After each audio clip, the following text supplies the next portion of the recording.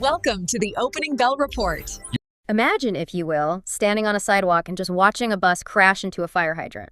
Oh, wow. What an image. Right, there's smoke, there's water everywhere, people are shouting. It is total confusion. It's visceral. It really is. Now, I want you to take that exact mental image and apply it to a stock chart.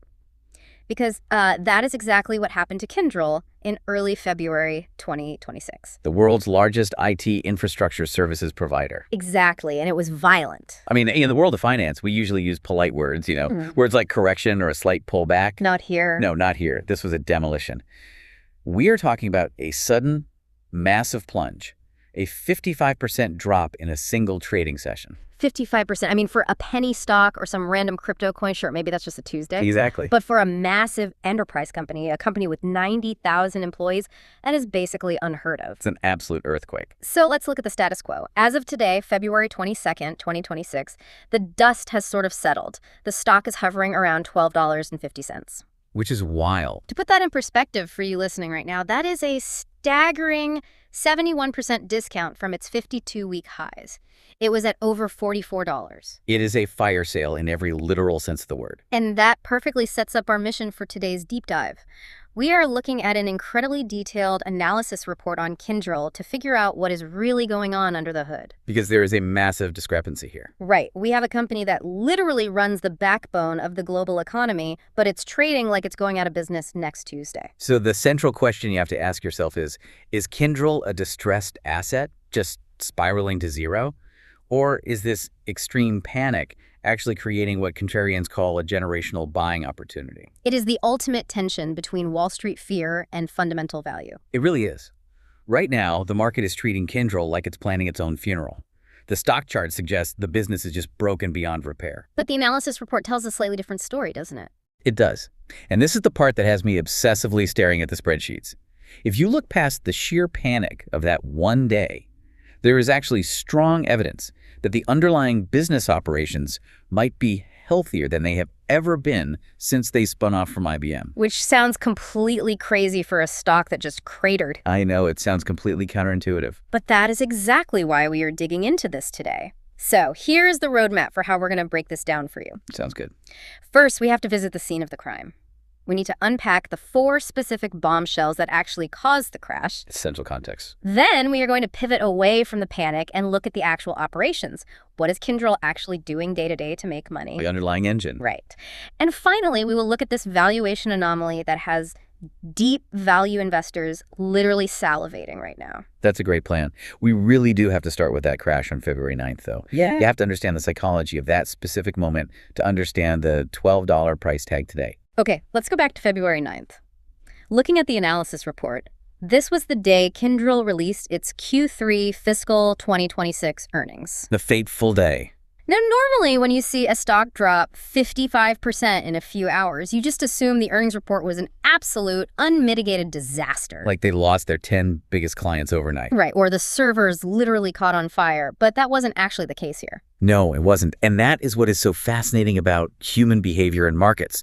If you look purely at the operational numbers, the revenue, the margins, the actual day-to-day work they do for their clients, the quarter was actually really solid. So the business was fine. Yeah. In a vacuum, based purely on those operating metrics, the stock might have actually gone up that day. Wow. But nobody cared about the operating numbers. They were completely eclipsed by 4 terrifying disclosures that management dropped all at exactly the same time. The 4 bombshells. Yes. Reading through the analysis report, it reads like a corporate horror story. Let's walk through them one by one because, like you said, context is everything. It is. The very first domino to fall was the delayed filing. The company announced they couldn't file their 10Q report on time. Which, to be fair, does happen sometimes. It does. It's sloppy, it annoys investors, but it isn't usually a total death sentence. Exactly. In isolation, a late 10Q is just a yellow flag. You keep an eye on it. But then came bombshell number 2, the SEC probe. Oh, boy. Yeah.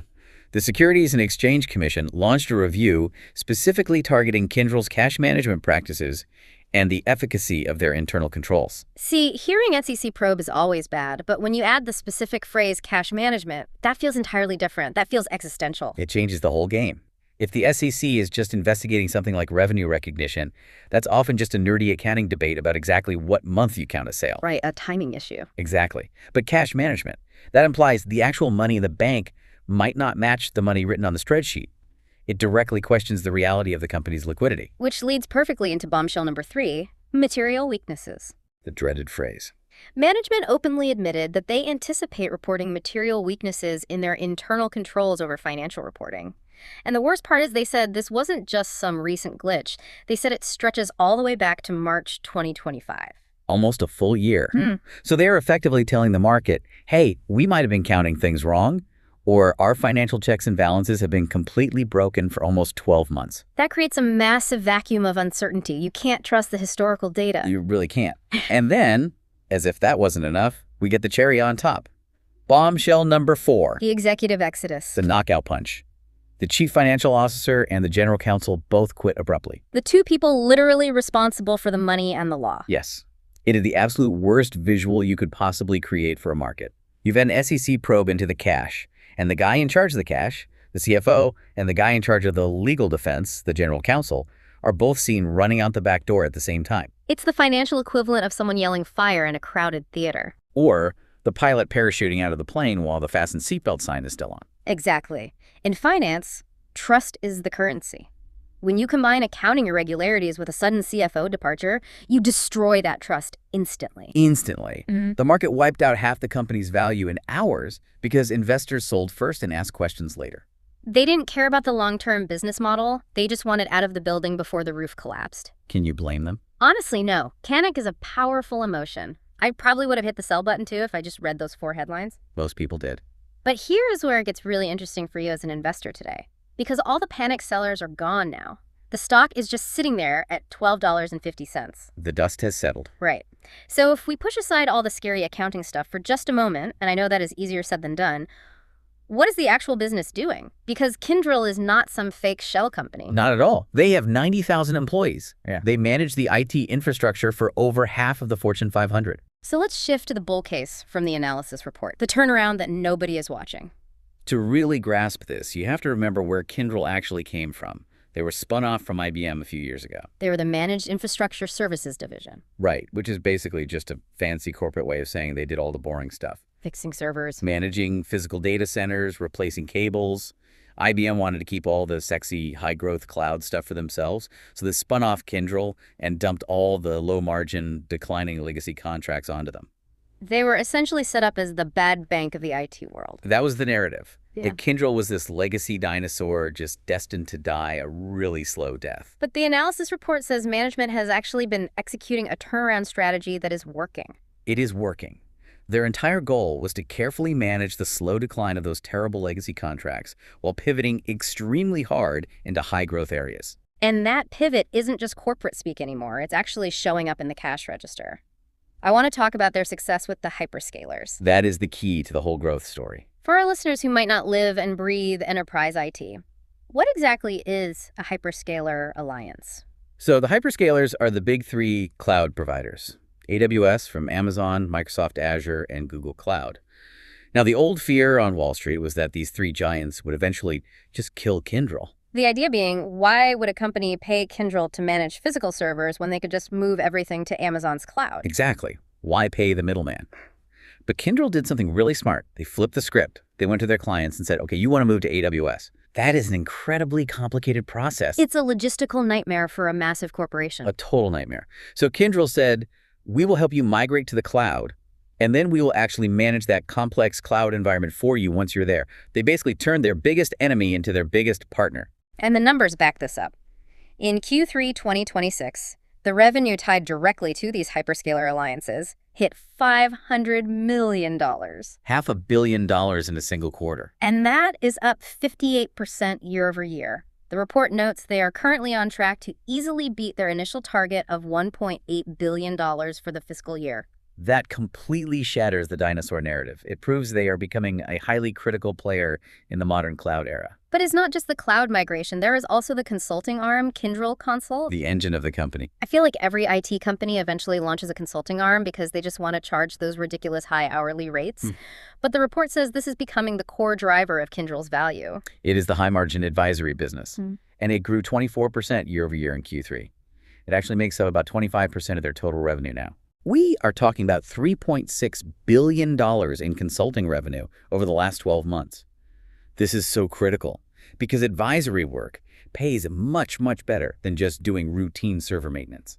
That brings up a nuance that I think really confuses people when they just skim the headline financial numbers. If you look at Kyndryl's top-line revenue, the total amount of money coming in the door, it's actually shrinking a little bit. It's down about 2 or 3%. That's right.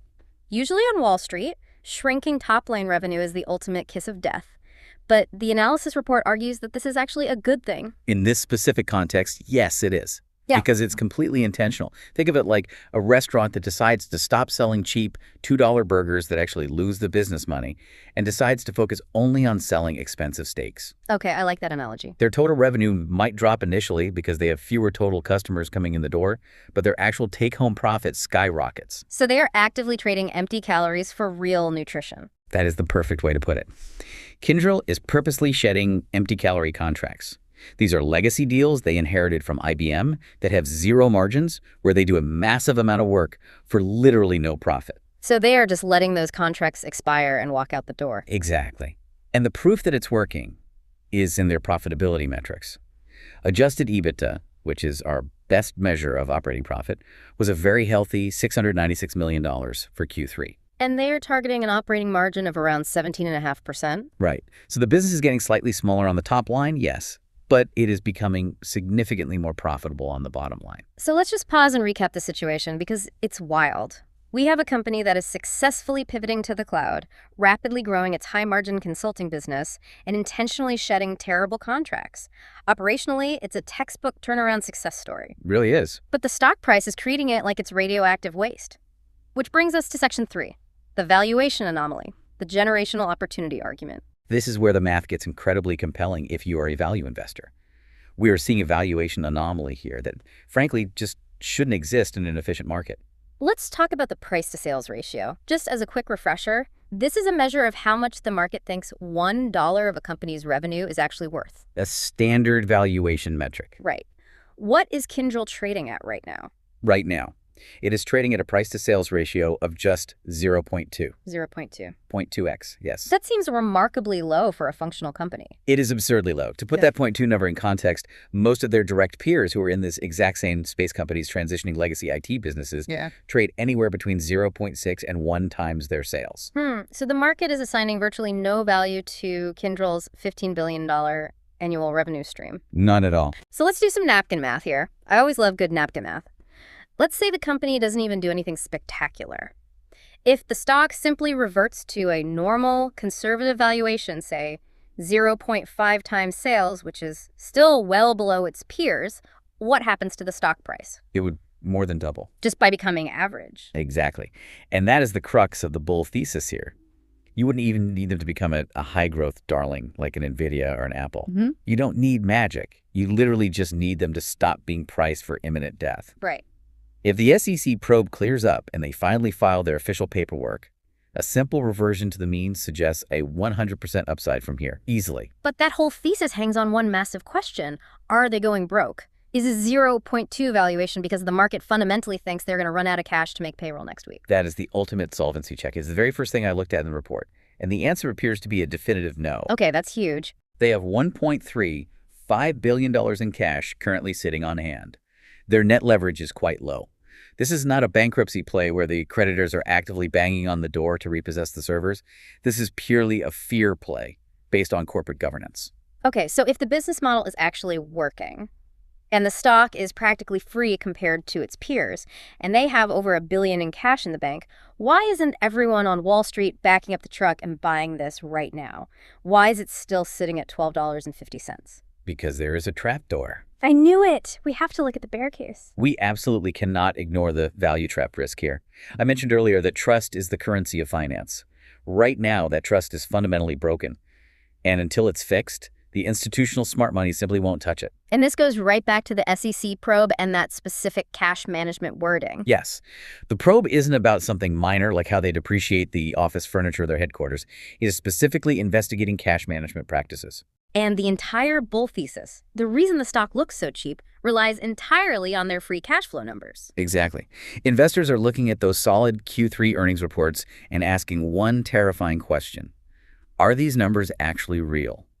If the SEC finds that those numbers were manipulated or just wildly inaccurate, the entire foundation of the investment collapses instantly. You are flying completely blind. Investors are asking, can I trust the historical data? And right now, the only honest answer management can give is, we don't know. That is a terrifying thought if you are putting your own money on the line. And the analysis report highlighted something else too. The guidance / The quiet bad news. Right. While everyone on CNBC was screaming about the CFO quitting, management very quietly lowered their internal expectations for the future, didn't they? They did. It was buried under all the loud bad news. Management lowered their fiscal year 2026 free cash flow guidance significantly. How significantly? They went from expecting around $550 million in free cash flow, all the way down to a range of $325 to $375 million. Whoa. That is a massive drop. That's almost a 40% cut in their expected cash flow for the year. It is. And honestly, it validates a lot of the market's current fear. It suggests that these internal accounting issues might actually have a real-world impact on the cash. It's not just a paperwork error. Real money might actually be leaving the building. Or maybe it never arrived in the first place. Plus, you have the class action lawsuits to deal with now. Oh, the lawyers are already circling. Multiple law firms have filed securities fraud lawsuits on behalf of shareholders. Which means a continuous distraction for management. Distraction, massive legal fees, and a dark cloud hanging over the stock price for months, maybe even years. Even if Kyndryl is entirely innocent of fraud, just defending yourself in these cases is incredibly expensive. So it really is a binary situation. It feels less like investing and more like a coin flip. It really does. Heads, the SEC probe turns out to be just messy paperwork, the internal controls get fixed, and the stock doubles because the underlying business is actually doing great.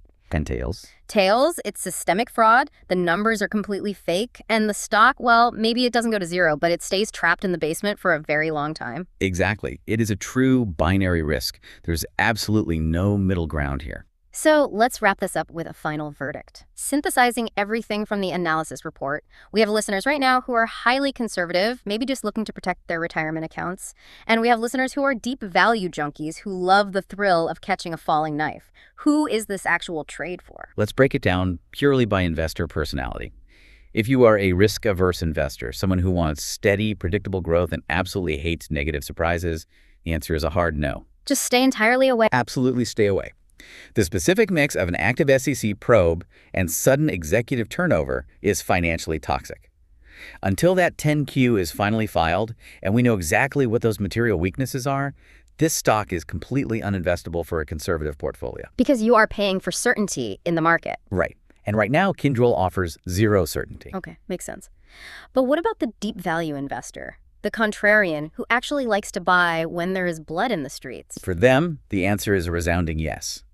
Because that 71% discount has very likely already priced in the absolute worst-case scenario, short of actual literal bankruptcy. Because at $12.50, the market is basically already assuming the company is worthless. Correct, and we know it's not. The underlying pivot to AI and cloud is demonstrably working. The $1 billion in cash is there. If the SEC probe concludes, and it results in just accounting restatements, meaning they just have to fix some sloppy paperwork and move numbers around into different columns, rather than uncovering systemic fraud, buying at $12.50 could genuinely be the trade of the year. It's high risk, incredibly high reward. Classic asymmetry. You are betting that the panic algorithm simply overreacted. So, to summarize our deep dive today for you listening, Kyndryl is a company with a terribly broken stock, but a highly functional working business.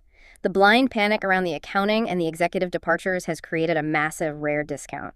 But that discount comes carrying the heavy baggage of extreme uncertainty. If we connect this to the bigger picture of how you invest, it reminds us of a fundamental truth of the market. The hardest time to buy a stock is always when the news is the absolute worst. Always. But historically speaking, that is exactly where the real generational value lives. You rarely ever get a 70% discount on a Fortune 500 company when the sun is shining and the birds are singing. That is the absolute truth. You have to buy the storm if you want to get the rainbow. Precisely. So, I want to leave you with a final provocative thought to mull over as you look at your own portfolio this week. We live in a world where market sentiment moves exponentially faster than actual facts. We saw Kyndryl drop 55% in a single day before any human being really knew the full, nuanced story. Mostly driven by algorithms. Exactly. AI and algorithmic trading bots scan an 8K filing, They see the words SEC probe and CFO resignation, and they dump millions of shares in milliseconds. They don't read the nuance. They don't. And that creates these violent emotional drops. So the question is, in a market completely dominated by machines that panic faster than we do, is human intuition and the patience to wait for the actual facts the only real edge we have left? How much are you willing to pay for absolute certainty, and how much profit are you willing to sacrifice to get it? That is the ultimate question that separates the great investors from the day traders. Thanks for joining us on this deep dive into the Kyndryl chaos. We will catch you on the next one. Goodbye, everyone. Don't forget to like, share, and subscribe for more.